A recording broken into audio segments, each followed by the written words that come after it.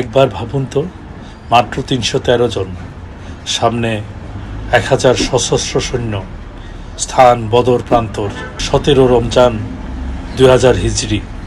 আমি বলছি ঐতিহাসিক বদর যুদ্ধের কথা। পবিত্র শহর মদিনা থেকে বের হয় ছোট্ট একটি দল, নেতৃত্বে মহানবী হজরত মোহাম্মদ মুস্তফা সাল্লাল্লাহু আলাইহি ওয়াসাল্লাম। অস্ত্র কম, ঘোড়া কম, কিন্তু ঈমান ছিল। মুতালিব রাদিয়াল্লাহু তাআলা, হামজা ইবনে আব্দুল মুতাল্লিব রাদিয়াল্লাহু তাআলা, উবাইদা ইবনে হারিস, তারা শত্রুপক্ষের নেতৃত্বদের পরাজিত করলেন। তারপর শুরু হলো পুণ্যযুদ্ধ। কোরআনে এসেছে আল্লাহর ফেরেশতা পাঠিয়ে সাহায্য করেছিলেন ৩১৩ জনের সেই দল ১,০০০ জনের বাহিনীকে পরাজিত করল। কুরাইশের বড় নেতা আবু জাহেল এই যুদ্ধে নিহত হলো। এই যুদ্ধ ছিল শুধু যুদ্ধ নয়, এই ছিল ঈমান বনাম অহংকার, এই ছিল তাওয়াক্কুলের বিজয়। ভাই, সংখ্যা নয়, সম্পদ নয়, জয়। সেই সম্মানিত বদরি সাহাবী ১৪ জন সাহাবীর কবর এই স্থানটিতে রয়েছে। বদর যুদ্ধে যে শহীদরা শহীদ হয়েছিলেন, এই নেম প্লেটেই তাদের নাম খচিত আছে আজও পর্যন্ত।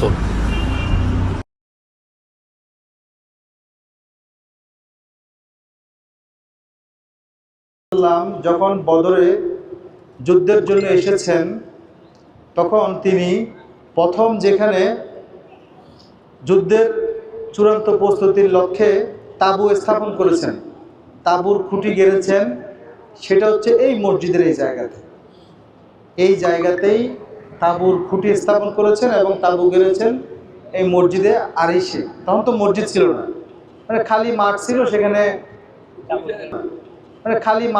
সেখানে কোথায়, ঠিক আছে, নিয়ে আসেন। তো আলহামদুলিল্লাহ, আমরা এখন এসেছি সেই মসজিদে আরিশে, যেখানে আমাদের 2 রাকাত নামাজ পড়ার তৌফিক দান হয়েছে, আল্লাহ করেছেন। এই জমিনে, এই মসজিদের জায়গাতে যখন তাঁবু স্থাপন হয়েছে, কাফেরদের যে সৈন্যবাহিনী এবং তাদের যেই অস্ত্রের সরঞ্জামের ঝনঝনানি, কাফেররা ঠিক ওই যে বাড়িগুলোর অপর পাশে সেখানে তাঁবু স্থাপন করেছে, আর মুসলমানরা করেছে এখানে।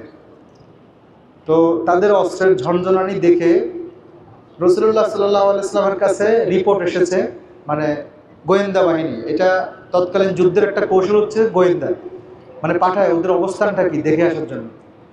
তো তারা দেখে এসে রিপোর্ট দিছে, ইয়া রাসূলুল্লাহ, আমরা তো তাদের সাথে পারবো না, তাদের অনেক সৈন্য, অনেক অস্ত্র, অনেক কিছু, আমাদের এত কিছু নাই, আমরা মনে হয় পারবো না। আল্লাহর রাসূল এই জায়গায় তাঁবুর মধ্যে সাথে সাথে নামাজে দাঁড়িয়ে গেলেন। তিনি নামাজে দাঁড়িয়ে 2 রাকাত নামাজ শেষ করে আল্লাহর কাছে চোখের পানি ছেড়ে দিয়ে, আল্লাহ, তোমার ইশারায় আমি এখানে এসেছি, তুমি যদি ইসলামকে আর সামনে আগাতে না দাও, তাহলে তুমি এই জমিনে ইসলামকে শেষ করে দাও, আর যদি ইসলাম সামনের দিকে আগাতে যায়, তাহলে আমাদেরকে বিজয়ী করো।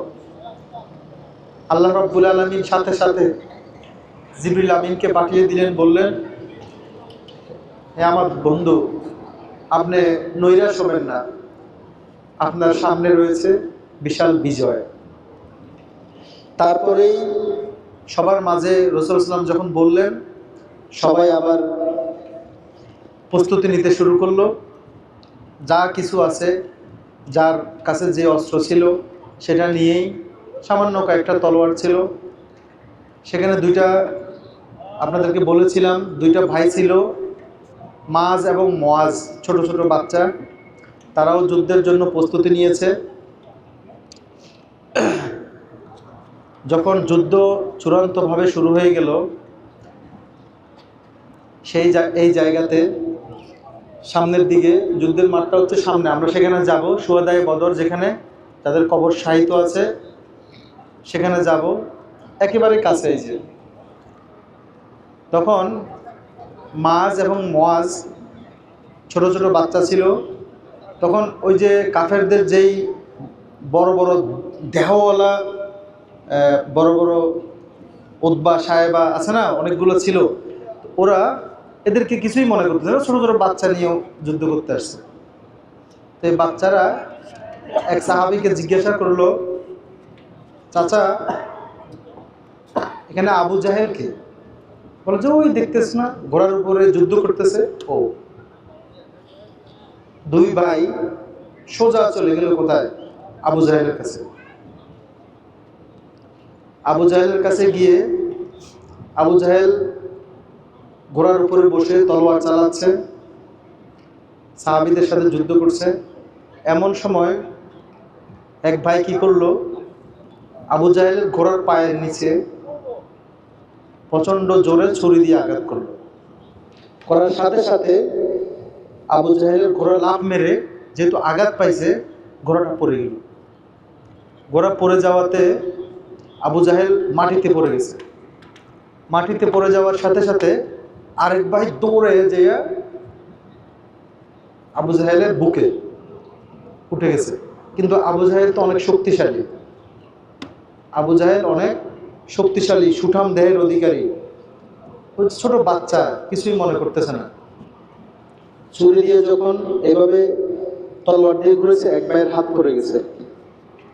তারপরেও তারা ছাড়ে নাই, ছুরি দিয়ে প্রচন্ডভাবে আবু জাহেলের এই পাশে একটা আঘাত করেছে। তারপর দুই ভাইকে সে আবু জাহেল হত্যা করেছে। আবু জাহেল কিন্তু তখনও মারা যায়নি। তারপরে যখন দুর্বল হয়ে গেছে, আরেকজন সাহাবী এসে আবু জাহেলকে সেখানে হত্যা করলো। কিন্তু এটার সূত্রপাতটা করছে কে? ওই যে ছোট দুই ভাই মাজ এবং মুয়াজ, আবু জাহেলকে হত্যা করে। তারপরে যখন আবু জাহেল মাটিতে পড়ে ওর নিঃশ্বাস চলে গেল, তখনই কি মুসলমানদের বিজয় শুরু হয়ে গেল। কাফেররা আস্তে আস্তে পিছু উঠতে শুরু করলো যে আমাদের নেতা মারা গেছে। সেখানে অসংখ্য প্রায় 70-এর উপরে কাফের হত্যা হয়েছে, আর মুসলমানদের 14 জন। মুসলমানদের কোন 14 জন সাহাবী সেটা ওই লিস্ট আছে, ওই লিস্টে আপনারা দেখতে পাবেন, ছবি তুলে নিতে পারবেন। ওই যে ইয়াতে ওই শুহাদায়ে বদর আমরা যাবো একটু পরে। আর এই মসজিদেরই একটু পরে তাঁবুর পাশে আবু জাহেলের লাশটাকে সেখানে নিয়ে আসা হয়েছিল। তাঁবুর পাশে সেখানেই আবু জাহেলকে গর্ত করে, ওর যেই কাফের বাহিনী আছে যারা মারা গেছে সবাইকে গর্ত করে সেখানে দাফন করে দেওয়া হয়েছে, উপরে মাটি চাপা দেওয়া হয়েছে। তো সেখানে এখন অনেকে আসে, সেখানে থুতু ছিটায় আর কি। আমরা ওইদিকে যাবো, যে ওকে একটু থুতু ছিটিয়ে বাসে উঠে যাব। এবার সেখান থেকে আমরা মসজিদে শুহাদায়ে বদর, যেখানে বদরের ঐতিহাসিক যুদ্ধস্থান এবং সাহাবীদের কবর আছে, সেখানে যাব। তারপরে জাবালে মালাইকা, যেখানে ফেরেশতারা স্বয়ং এসে যুদ্ধ করেছে, সেই পাহাড়ে গিয়ে আমরা ইনশাআল্লাহ মদিনার উদ্দেশ্যে রওনা করব। সবাই আসেন। আসসালামু আলাইকুম।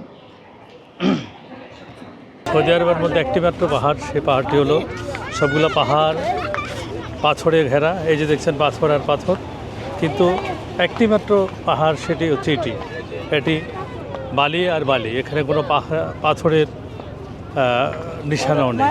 কিন্তু পাশাপাশি সৌদি আরবের অন্যান্য পাহাড়গুলো পাথর আর মাটি দিয়ে পরিপূর্ণ। এই একটি মাত্র পাহাড় জাবালে মালাইকা, এই পাহাড়টি বালি আর বালি দিয়ে পরিপূর্ণ। আসি।